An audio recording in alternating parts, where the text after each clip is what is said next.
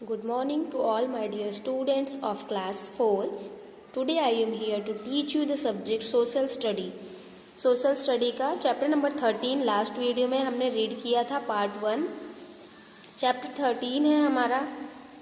Text book open करेंगे, page number 84. Chapter number 13 था हमारा achievers and leaders. Previous video में हमने जो है फर्स्ट पार्ट कर लिया था इस चैप्टर का. नेल्सन मंडेला के महान व्यक्तित्व, नेतृत्व और इनके व्यक्तित्व का परिचय हमने पढ़ा था. अब जो है आज के वीडियो में हम सेकेंड पार्ट में क्या पढ़ेंगे, खान अब्दुल गफ्फर खान जी के बारे में. तो एक्सप्लेनेशन शुरू करने से पहले मैं आपको बता दूं कि ये पार्ट 2 है चैप्टर 13 का. So let's start the explanation of the chapter. Khan Abdul Ghaffar Khan जो कि एक बहुत ही ग्रेट पर्सनालिटी पर्सन थे. Abdul Ghaffar Khan was a Pashtun political and spiritual. ये क्या थे, एक पॉलिटिकल यानी कि राजनैतिक और स्पिरिचुअल यानी कि आध्यात्मिक नेता थे. Leader of British India. He was widely respected for his non violent residence to the British sway over the country. ये जो है कि एक बहुत ही अच्छे नेता थे और इनका जो इन्हें जो है कि ब्रिटिश शासन के द्वारा सम्मानित किया गया. किस लिए सम्मानित किया गया? अहिंसक कार्यों के लिए सम्मानित किया गया था. नॉन वायलेंट यानी कि अहिंसक. And was known to be a डिवोल्ट follower of the great Mahatma Gandhi. ये जो है कि शुरू से ही महात्मा गांधी के बहुत बड़े फैन थे, महात्मा गांधी जी के फॉलोअर थे. Abdul Ghaffar Khan was born in 1892 Khan Bahram Khan of Utmanzai village Peshawar. इनका जन्म हुआ था 1890 में. कौन से विलेज में जन्म हुआ था? उतमानजाई विलेज पेशवार, खान बहराम खान में इनका जन्म हुआ था. His father Bahram Khan was a land owner. Land owner यानी कि जमींदार. पहले के समय में जिनके पास ज्यादा जगह जमीन होती थी वो जो है जमींदारों में गिने जाते थे. इनके फादर जो है कि बहुत बड़े जमींदार थे. Despite being illiterate both of his parents were broad minded and wanted their children to get proper education. इनके माता पिता इलिटरेट यानी कि निरक्षर या फिर जो कि शिक्षा से वंचित रहे हो या जिन्हें जो शिक्षित ना हो उन्हें हम इलिटरेट कहते हैं. लिटरेट यानी कि पढ़ा लिखा शिक्षित व्यक्ति और इलिटरेट यानी कि जो अनपढ़ होते हैं उनको हम इलिटरेट बोलते हैं. तो इनके माता पिता जो है कि इलिटरेट होने के बावजूद क्या थे, वो ब्रॉड माइंडेड, मतलब उनका जो माइंड था, दिमाग था, वो जो है खुले विचारों के व्यक्ति थे और वो चाहते थे कि उनका जो बच्चा है वो उचित शिक्षा प्राप्त करे. प्रॉपर एजुकेशन यानी कि अच्छी शिक्षा प्राप्त करे.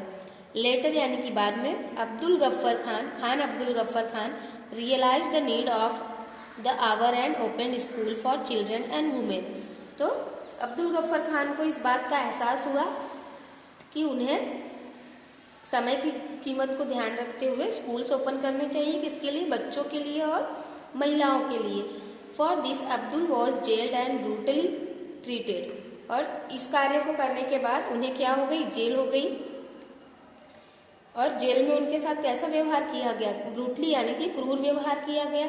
इन 1928 में अब्दुल गफ्फर खान मेट गांधी जी एंड नेहरू जी. 1928 में अब्दुल गफ्फर खान जी की मुलाकात किससे हुई? गांधी जी से मिले वो और नेहरू जी से. Gandhi ji advocated adherence of non violent method for working back freedom from the hands of British. और जो है गांधी जी कट्टर विरोधी थे. किसके खिलाफ? ब्रिटिश सरकार के खिलाफ. और वो किस तरह से फाइट कर रहे थे? Non violence. नॉन वायलेंस यानी कि अहिंसा. अहिंसा को बढ़ावा देते हुए उन्होंने क्या किया था? नॉन वायलेंस तरीके से ब्रिटिश शासन से लड़ रहे थे फ्रीडम के लिए, आजादी के लिए. Abdul Ghaffar Khan all throughout the life history of their friendship remain Gandhi ji strong supporter. Abdul Ghaffar Khan से जब वो मिले तो उनकी मित्रता अब्दुल गफ्फर खान और पंडित जवाहरलाल नेहरू जी से हुई और इनकी दोस्ती बहुत ही ज़्यादा सपोर्टिव रही है, स्ट्रांग रही है, यानी कि मजबूत रही। Abdul Ghaffar Khan was a champion of women's rights and non violence. Abdul Ghaffar Khan ji जो है कि बहुत बड़े चैंपियन माने गए, किस लिए? वुमेन राइट्स, महिलाओं के अधिकार के लिए और अहिंसा से रिलेटेड कामों के लिए भी। The public simply ordered him, लोग इनकी बहुत ज़्यादा इन्हें सम्मान करते थे, इनकी इज्जत करते थे, क्योंकि ये जो है महिलाओं के अधिकार के लिए लड़ते थे। His entire life Khan's trust in non violence method और in the compatibility of Islam's and non violence never went. इनका पूरा जीवन जो है कि महिलाओं के अधिकार के लिए और बच्चों के लिए इन्होंने वो किया था, समर्पित किया था। और इसके साथ ही ये जो है अहिंसा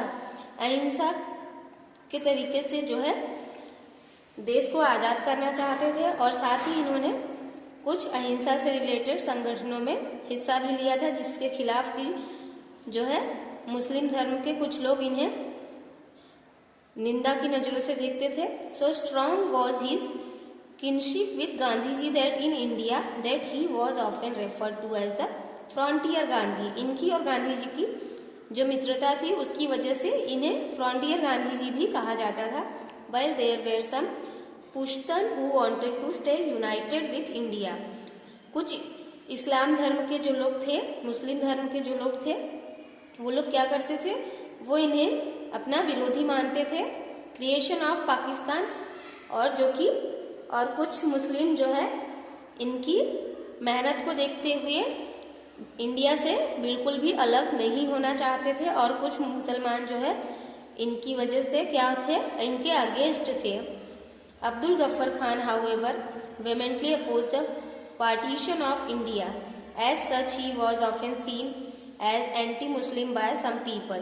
तो जैसा कि अब्दुल गफ्फर खान जी नहीं चाहते थे कि इंडिया और पाकिस्तान डिवाइड हो, दो हिस्सों में बांटा जाए, और इनके वजह से काफ़ी मुसलमान जो है इस बात से सहमत थे, और कुछ मुसलमान जो है इन्हें अपना विरोधी के रूप में देखते थे।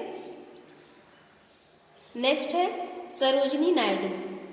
नेक्स्ट पर्सनालिटी है सरोजनी नायडू। सरोजनी नायडू जो है कि बहुत ही फेमस पर्सनालिटी है।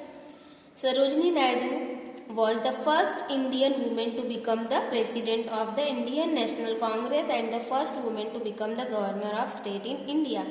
सरोजनी नायडू वो महिला थी जो कि पहली राष्ट्रीय कांग्रेस अध्यक्ष बनने वाली पहली महिला थी इंडिया की। The women to become the first women to become the governor, और ये पहली महिला थी जो कि गवर्नर यानी कि राज्यपाल बनी थी स्टेट ऑफ इंडिया की।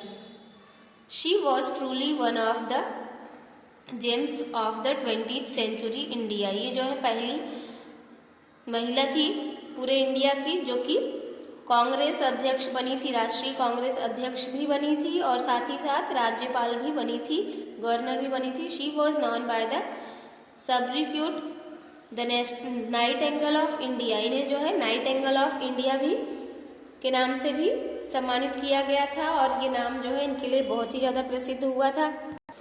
सरोजनी नायडू जी का जन्म हुआ था, शी वॉज बॉर्न ऑन 13 फरवरी 1879। 1879 में इनका जन्म हुआ था, 13 फरवरी के दिन, हैदराबाद में in India. She was the eldest daughter of philosopher, scientist, educator and linguist Aghorenath Chattopadhyay and Barada Sundari Devi अ बंगाली पोइटिस्ट। इनकी जो माता थी सुंदरी देवी, ये जो है कि बंगाली पोइटिस्ट मतलब बंगाल की कवि थी, बंगाली कवि थी।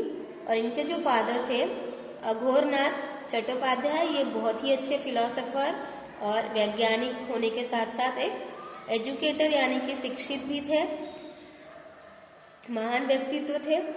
ड्यूरिंग 1915 में शी ट्रेवल्ड, इन्होंने अपनी यात्रा शुरू की सरोजनी नायडू जी ने all over India and delivered speeches on welfare of youth.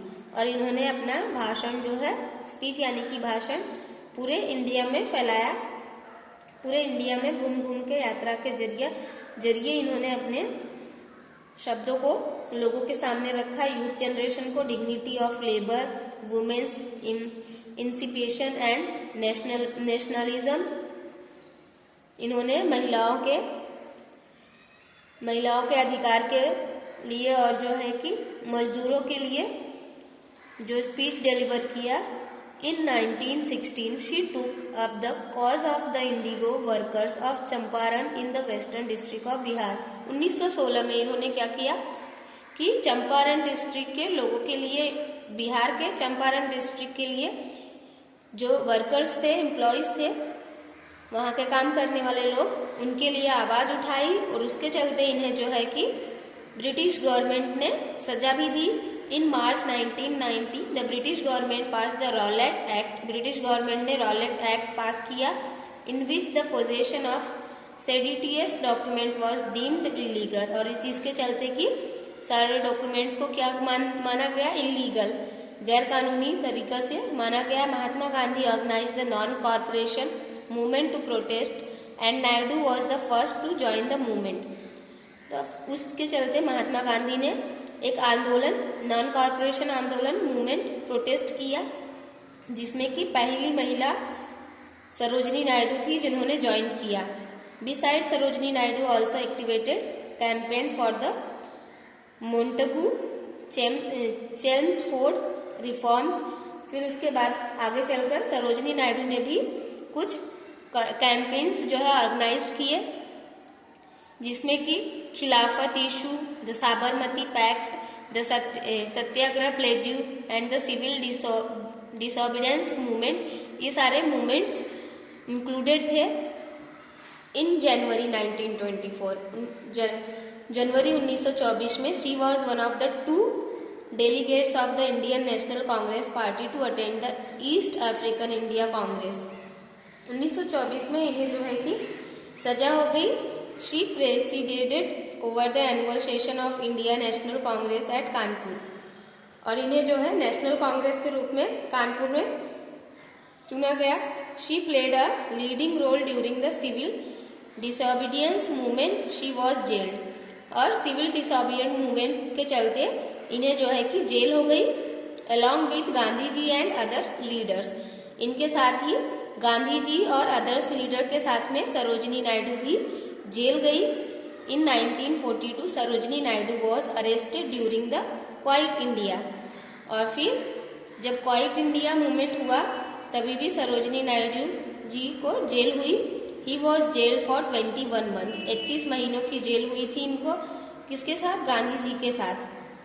After independence, आज़ादी के बाद, she become the governor of Uttar Pradesh.